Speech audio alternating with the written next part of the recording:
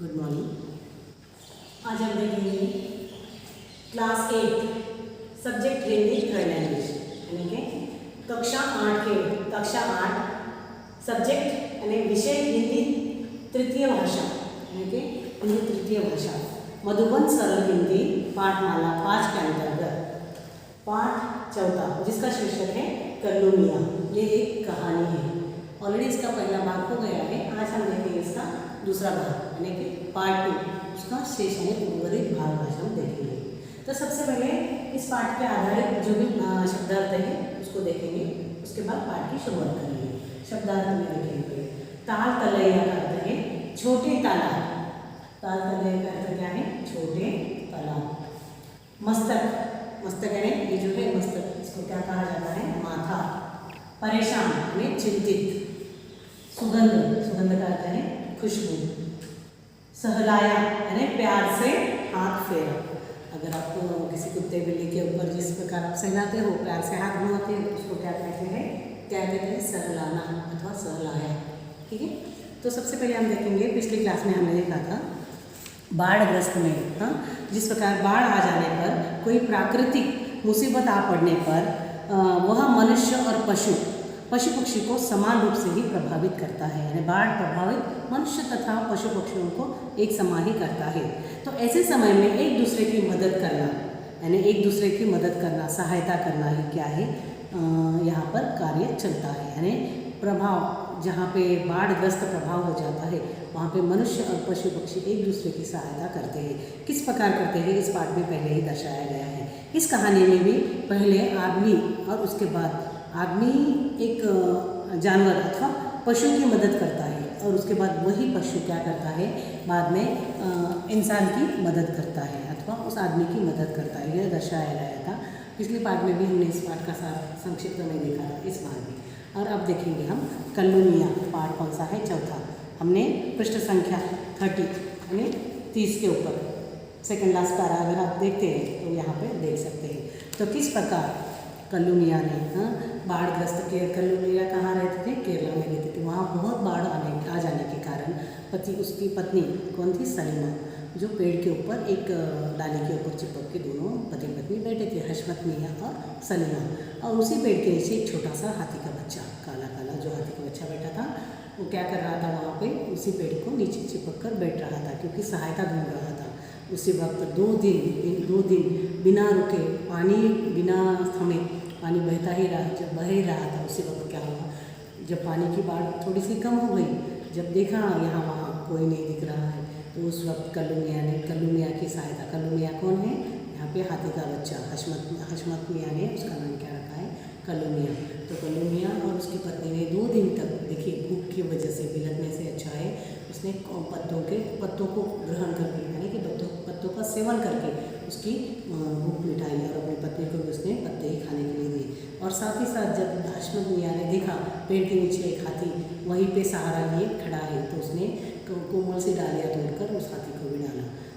वो हाथी यानी जो कल्लू मियाँ था उसने भी बहुत ही कृतज्ञपूर्व भाव से देखकर उस डाली को जो वो फेंकता था, हशमत मियाँ उसे लपक से पट से खा लिया करता था।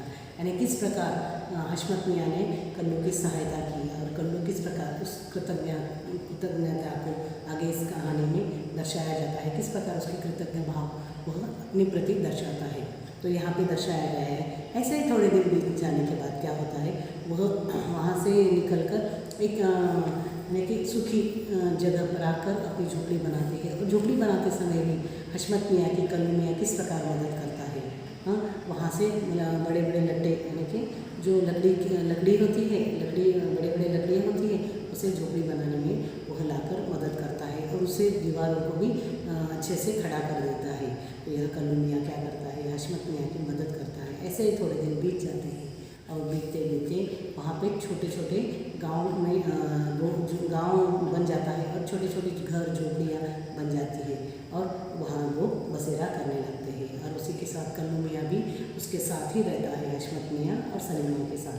और दिन बीत जाने की वजह से कल्लू मियाँ उनके साथ ही रहता है। हशमत मियाँ को भी 2 बच्चे हो जाते हैं और किस प्रकार सलीमा उनका पालन पोषण करती है। और उसी दौरान क्या हो जाता है, हशमत मियाँ की तबीयत अचानक ख़राब हो जाती है और घर में खाने के लिए कुछ न होने के कारण वह बच्चों को थोड़ा सा, जो भी गाँव वाले बच्चे उसे गुड़, चावल और केले लाते थे, जब भी वो कल्लू को मिल जाते थे तो सलीमा क्या करती थी, उसको अपने बच्चे को देती थी और उसके सामने रूखा सूखा कल्लू मियाँ के सामने रख देती थी।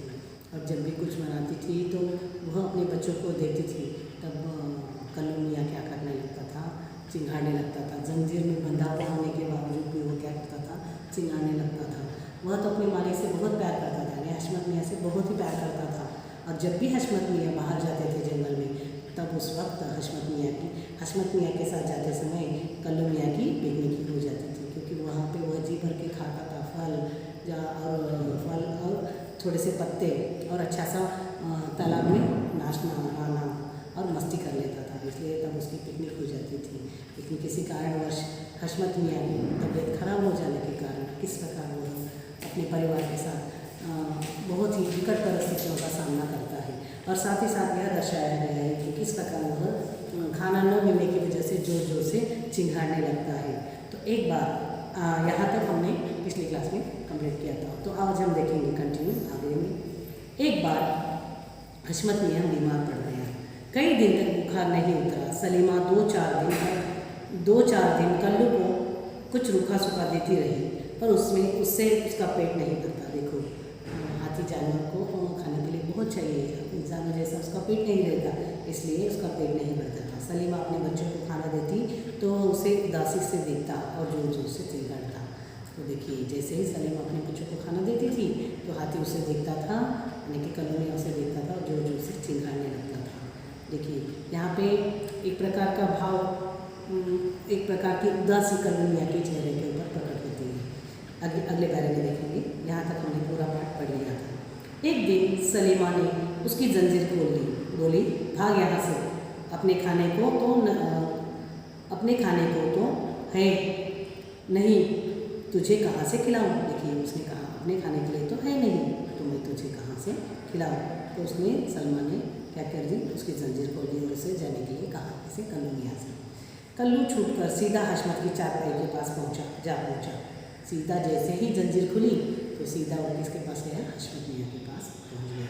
हशमत सब समझ गया, वह गिरता पड़ता उसके साथ चल पड़ा। हशमत को समझ में आया, क्योंकि हशमत मियाँ भी कल्लू मियाँ से बहुत प्रेम करते थे, और वह समझ गया क्या हुआ होगा। कल्लू ने उसके अपनी सूंड से उठाया और मस्तक पर बिठा लिया। वह तेज़ी से एक और बढ़ चला। देखिए, उसने क्या किया, जैसे ही उसको अपने सूंड से उठाया और अपने पेट पर बिठाया और तेज़ी से निकल पड़ा। आगे एक गांव पड़ा, वहाँ मेला लगा था। जैसे दोनों गए तो सामने देखा एक गांव था, वहाँ पे एक मेला यानी फेयर मेला लगा था। बच्चे देख तालियां बजाने लगे। किसी ने हाथी के लिए केलों का एक गुच्छा दिया। देखिए, जैसे ही हाथी को देखा तो छोटे बच्चे, आप यहाँ पे देख सकते हैं, इस चित्र में दर्शाया गया है किस प्रकार वहाँ मेला चल रहा है। तो जैसे ही हाथी ने देखा तो वहाँ हाथी बच्चे ने क्या किया, उन बच्चों ने, छोटे छोटे बच्चों ने केले का गुच्छा, देखें, जो आधा डजन केले रहते उसको हाथी को दिए। एक बालक अपने पिता से जिद करने लगा, मैं हाथी की सवारी करूँगा। तभी एक छोटा सा बालक अपने पिता से जिद कर रहा था। क्या कर रहा था, मैं हाथी की सवारी करूँगा, मैं हाथी के ऊपर बैठूँगा। हशमत बोला, उठा। हाँ अवश्य। हशमत क्या बोला, ठीक है, उठाइए। उसने बच्चे को उठाकर हाथी पर बिठा दिया। 2-4 बच्चे और भी तैयार हो गए। देखिए, पहले तो एक छोटा सा बच्चा तैयार हो गया पिता से जिद करके, उसके बाद जैसे ही उसने उठाया तो उसके साथ ही साथ 2-4 बच्चे भी तैयार हो गए। हशमत ने कुछ सोचा और कहा, और कहा, 1-1 रुपये में सबको हाथी पर बैठाकर सवारी करवाऊँगा। देखिए, हशमत थोड़ा सोचने लगा, नहीं, उसके दिमाग में कुछ विचार आया और उसने कहा, ठीक है, 1-1 रुपये को सभी बच्चों को इसके ऊपर बिठाकर सवारी करवाऊँगा। यानी सवारी यहाँ से वहाँ तक घूमना, हाथी के पीठ के ऊपर बच्चों को बिठाकर एक राउंड मार के आना, यानी कि उसके पीठ के ऊपर बिठाकर एक सवारी लगाकर आ जाऊँगा, और उसके लिए आपको 1 रुपये कीमत देनी पड़ेगी। दिन भर यही चलता रहा, दिन भर वही चलता रहा उस दिन। उस दिन हशमत और कल्लू ने खूब बढ़िया बढ़िया खाना खाया। देखिए आमदनी अच्छी हो गई, इसलिए हशमत मियाँ और कल्लू मियाँ दोनों ने भी अच्छा सा खाना खा लिया। शाम होने को थी और वैसे ही शाम होने को भी थी। हशमत ने घर जाने की तैयारी की और दोनों ने मिलकर घर जाने की तैयारी में जुट गए। बची हुई भोजन सामग्री भी काफ़ी थी और वैसे भी खाना भी बहुत बचा हुआ था। जेब में लगभग 50 रुपये भी थे और साथ ही साथ 50 रुपये उनकी आमदनी भी हो गई थी। क्यों हो गई थी? क्योंकि उन्होंने क्या किया था, एक एक रुपये से बच्चों की सवारी कर दी थी और कितने तो बच्चों ने खाने के लिए केले वगैरह ला के दिए थे और समय बीत गया था। दोनों ने खाना भी खा लिया और अच्छे से खाने की सामग्री भी उनके साथ एकत्रित हो गई थी और साथ ही साथ 50 रुपये भी इकट्ठा हो गए थे। तो घर जाने के लिए दोनों भी तैयार हो गए। हशमत घर पहुंचा, बच्चे भूख से बेहाल थे। देखिए जैसे वो घर पहुंचा, लेकिन बच्चे भी बहुत भूख से बेहाल थे क्योंकि हशमत मियाँ की तबीयत ठीक न होने के कारण न होने के कारण वो काम पे नहीं जाता था, तो बच्चे भी अच्छी तरह से खाना न खा सकते थे बीमारी की वजह से। तो बहुत दिनों के बाद वो बाहर निकल के आया था, उसने अच्छी से कमाई भी की थी और जैसे ही वो घर पहुँचा कल्लू मियाँ के साथ हशमत मियाँ, तो देखा उसने घर में बच्चे भूख से बेहाल थे। सलीमा परेशान थी। तभी भोजन की सुगंध सबकी नाक तक पहुँची। देखिए जब आपका पेट में चूहे दौड़ रहे हो और थोड़ी सी भीनी भीनी खुशबू अगर आपके नाक में सूंघ जाए तो क्या हाल हो जाता है, उसी प्रकार उन बच्चों का भी वहाँ हो रहा था। सभी प्रसन्न हो भोजन खाने लगे। हशमत ने सलीमा से कहा, 50 रुपये भी लाया हूँ, कुछ दिन तो निकल ही जाएंगे। तो उसने सभी ने भोजन किया फिर से और उसने कहा सलीमा को, और साथ ही साथ में 50 रुपये भी लाया हूँ, कुछ दिन तक निकल ही जाएंगे और ऐसे ही थोड़े दिन भी निकल जाएंगे। और जानती हो यह सब अपने कल्लू मियाँ के कारण ही मिला है। और जो आज ये पैसे मिले हैं मुझे 50 रुपये, यह सब की वजह कौन है? अपना कल्लू मियाँ है और इसी की वजह से मुझे आज इतनी कमाई भी हुई है।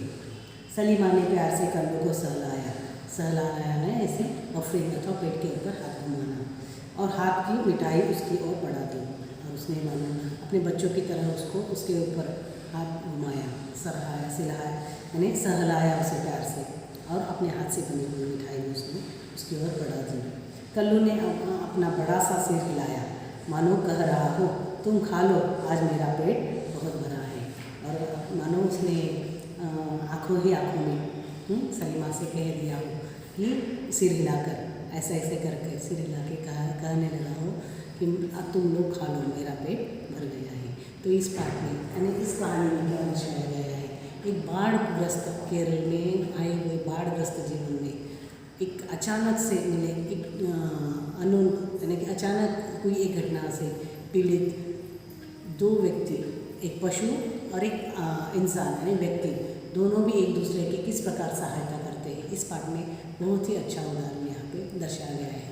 पहले वही इंसान एक पशु की मदद करता है और बाद में वही पशु यानी जानवर इंसान की किस प्रकार मदद और सहायता करता है, इस पाठ के ज़रिए यहाँ पे दर्शाया गया है। आशा करती हूँ यह पाठ आपको अच्छी तरह से समझ में आया है। तो इसके जो भी रिलेटेड प्रश्न उत्तर है, मौखिक, लिखित और भाषा ज्ञान आपको ग्रुप में PDF करके भेज दिए जाएंगे। आप उसको अपनी क्लास वर्क में लिखिए और अच्छी तरह से पाठ को पढ़िए और नए शब्दों को आत्मसात कीजिए और फिर मिलेंगे नई क्लास में नए पाठ के साथ। तब तक के लिए धन्यवाद।